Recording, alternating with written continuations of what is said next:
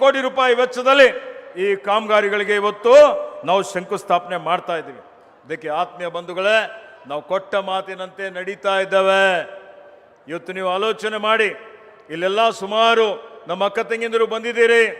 ಇವತ್ತು 5 ಗ್ಯಾರಂಟಿಗಳಿಗೆ ಇವತ್ತಿನವರೆಗೆ ಬೀದರ್ ಜಿಲ್ಲೆಯಲ್ಲಿ ಗೃಹಲಕ್ಷ್ಮಿ ಯೋಜನೆ ಇರಬಹುದು, ಇವತ್ತು ಗೃಹಜ್ಯೋತಿ ಯೋಜನೆ ಇರಬಹುದು, ಇವತ್ತೇನು ನಮ್ಮಲ್ಲಿ ಶಕ್ತಿ ಯೋಜನೆ, ಯುವನಿಧಿ ಯೋಜನೆ, ಅನ್ನಭಾಗ್ಯ ಯೋಜನೆ, ಇವೆಲ್ಲ ಯೋಜನೆ ಸೇರಿ ನಮ್ಮ ಸರ್ಕಾರ ಬಂದ ಮೇಲೆ 2,000 ಕೋಟಿ ರೂಪಾಯಿ ನೇರ ವರ್ಗಾವಣೆ ಮುಖಾಂತರ 13 ಲಕ್ಷ, ಇವತ್ತು 30,000 ಜನರಿಗೆ ಅನ್ನಭಾಗ್ಯ ಹಿಡ್ಕೊಂಡು ಎಲ್ಲದರಲ್ಲಿ ಕನಿಷ್ಠ 3.5 ಲಕ್ಷ ಒಂದೊಂದು ಯೋಜನೆ ಅಡಿಯಲ್ಲಿ ಫಲಾನುಭವಿಗಳಿದ್ದಾರೆ.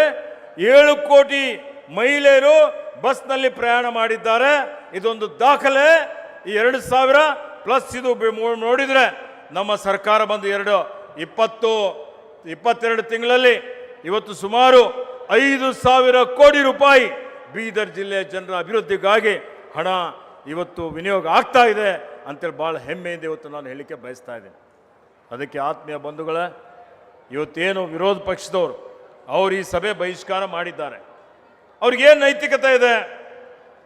ಅವರಂತೂ 4 ವರ್ಷ ಏನೂ ಮಾಡೇ ಇಲ್ಲ. ಅವ್ರದ್ದೇನಾದ್ರೂ ಒಂದಾದ್ರೂ ಸಾಧನೆ ಇದೆಯಾ?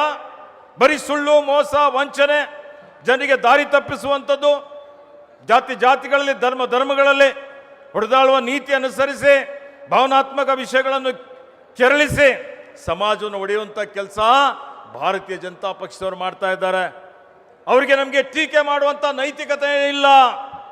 ಅವ್ರ ಬಂಡವಾಳ ಶೂನ್ಯ ಇದೆ. ಬೆಲೆ ಏರಿಕೆ ಮಾಡಿದವರು ಅವರು. ಅಡುಗೆ ಅನಿಲ್ ಸಿಲಿಂಡರ್ ಬೆಲೆ ಏರಿದು, ಪೆಟ್ರೋಲ್ ಡೀಸೆಲ್ ಬೆಲೆ ಏರಿಸಿದ್ದು, ಜೀವನಾವಶ್ಯಕ ವಸ್ತುಗಳ ಬೆಲೆ ಏರಿಸಿದ್ದು, ಬ್ರಹ್ಮಾಂಡ ಭ್ರಷ್ಟಾಚಾರ ಮಾಡಿದ್ದು ಅವೆಲ್ಲ ತನಿಖೆ ನಡೀತಾ ಇದೆ. ಅದಕ್ಕೆಲ್ಲ ಹೆದರಿ ಇವತ್ತು ಜನರಿಗೆ ದಾರಿ ತಪ್ಪಿಸಲಿಕ್ಕೆ ಇವತ್ತು ಎಲ್ಲ ನಾಟಕ ಆಡ್ತಾ ಇದ್ದಾರೆ. ಅದಕ್ಕೆ ಆತ್ಮೀಯ ಬಂಧುಗಳೇ, ಬೀದರ್ ಜಿಲ್ಲೆ ನೋಡಿ, ಇದು ಶರಣರ ನಾಡಿದೆ. ಬಸವಣ್ಣನವರ ಕಾರ್ಯಕ್ಷೇತ್ರ, ಮೊಹಮ್ಮದ್ ಗವಾನ್ನ ವಿಶ್ವವಿದ್ಯಾಲಯ, ಅಂತಾರಾಷ್ಟ್ರೀಯ ವಿಶ್ವವಿದ್ಯಾಲಯ ಇದ್ದಂಥದ್ದು, ನಾನಕ್ ಝೀರಾ ಇದೆ, ನರಸಿಂಹ ಝರಣ ಇದೆ. ಇಂಥ ಒಂದು ಪುಣ್ಯ ಕ್ಷೇತ್ರ ಇದು ಧಾರ್ಮಿಕವಾಗಿ ಆಧ್ಯಾತ್ಮಿಕವಾಗಿ ಹಿಂದುಳಿದ ಜಿಲ್ಲೆ ಅಲ್ಲ.